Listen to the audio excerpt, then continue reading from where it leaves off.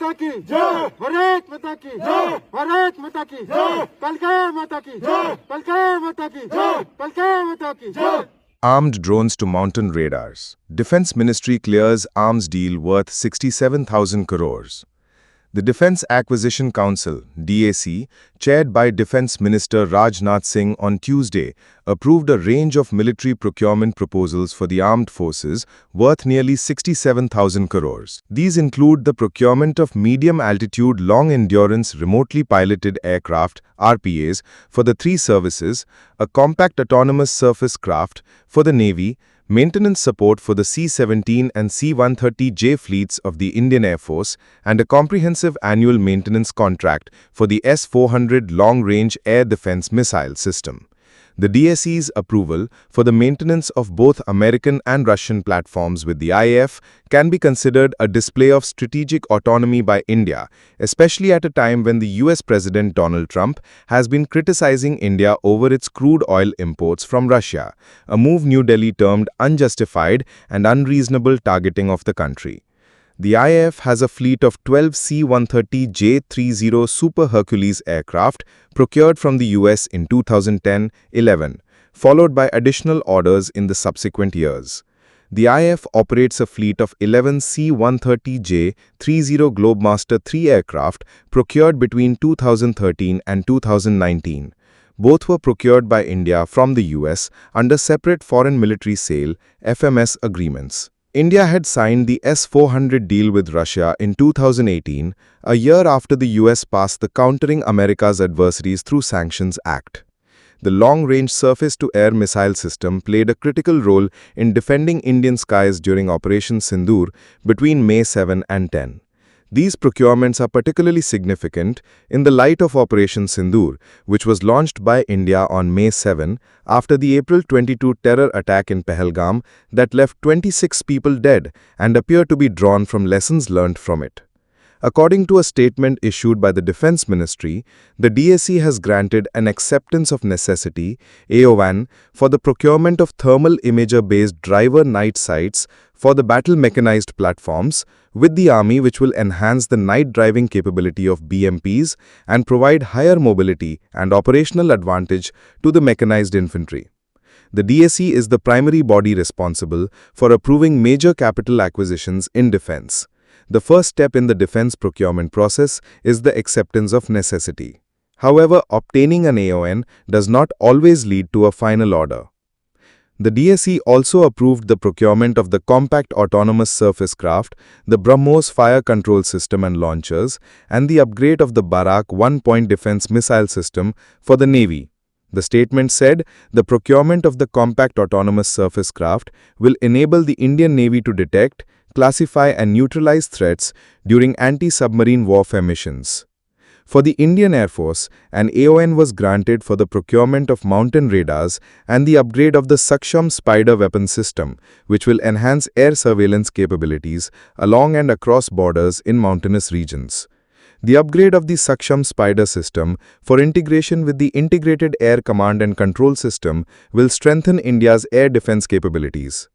Additionally, the procurement of male RPAs for three services will support round-the-clock surveillance and combat readiness, as these aircraft can carry multiple payloads and weapons while operating at longer ranges for extended missions. Philippines-India hold first joint sail in South China Sea. The Philippine and Indian navies have sailed together for the first time in the South China Sea, officials said on Monday, as President Ferdinand Marcos left Manila for New Delhi for a state visit. The Philippines has conducted maritime cooperative activities with foreign navies since late 2023 as part of its push to counter China's expansive claims in the waterway, including joint passages with treaty ally the United States, as well as Japan, Australia, France, and Canada. An Indian official said the passage was in the West Philippine Sea and part of a bilateral exercise with Manila, where its ships arrived on Friday as part of India's outreach to build partnerships in the Indo-Pacific.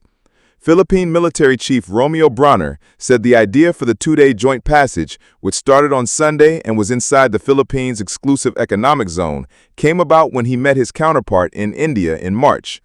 "We did not experience any untoward incidents, but there are still those shadowing us, as we had already expected," Bronner told reporters, without referring directly to China. China's foreign ministry said in a statement that territorial and maritime disputes should be resolved between the countries directly involved and no third party should intervene. Indian Navy ships that took part included guided missile destroyer INS Delhi, tanker INS Shakti, and corvette INS Kiltan. The Philippines deployed 2 frigates, BRP Miguel Malvar and BRP Jose Rizal. The exercise coincided with Marcos's departure for a 5-day trip to India, where he said he would look to deepen maritime ties and seek cooperation on sectors including defense, pharmaceuticals, and agriculture. China claims nearly the entire South China Sea, overlapping with maritime zones of Brunei, Indonesia, Malaysia, the Philippines, and Vietnam. The waterway is a strategic shipping route where $3 trillion of annual shipborne commerce takes place. A 2016 ruling of an international arbitral tribunal found Beijing's sweeping claims had no basis under international law, a decision China rejected. India is in talks with the Philippines for developing submarine infrastructure. India is in talks with the Philippines for development of submarine infrastructure, the Indian Foreign Ministry said on Tuesday at a media briefing during Philippines President Ferdinand Marcos's visit to India. Post of Sindoor success, India eyes more Indo-Russian BrahMos missiles. Sources. In a bid to bolster its defense capabilities, India is set to place large-scale orders for the Indo-Russian BrahMos supersonic cruise missiles for both the Navy and the Air Force, top defense sources told India Today. The decision comes in the wake of the massive success of India's Operation Sindoor, which saw extensive use of BrahMos missiles to strike key Pakistani terror and military installations in the aftermath of the Pahalgam terror attack. They added, the BrahMos missiles annihilated terror launchpads in Pakistan-occupied Kashmir, POK, on May 7 and caused heavy damage to Pakistani air bases in the strikes carried out by India in retaliation to military provocation by the country. A high-level defense ministry meeting is expected soon to clear the procurement of a significant number of BrahMos systems, including air-launched and surface-launched versions. The Navy plans to deploy the missiles on its Veer-class warships, while the Air Force will equip its fleet of Su-30 MKI fighter jets with the advanced weapon. India will continue to make sovereign decisions in the interest of national security. No external pressure will influence our defense preparedness, a senior defense official said, indirectly referring to past criticisms from the US regarding India's military trade with Russia. During Operation Sindoor, the world saw the capabilities of our indigenous weapons. Our air defense systems, missiles and drones have proved the strength of Atmanirbhar Bharat, especially the BrahMos missiles. Prime Minister Narendra Modi had heaped praise on the supersonic cruise missiles following the heavy damage they caused to the Pakistan terror infrastructure during Operation Sindoor and the subsequent military conflict.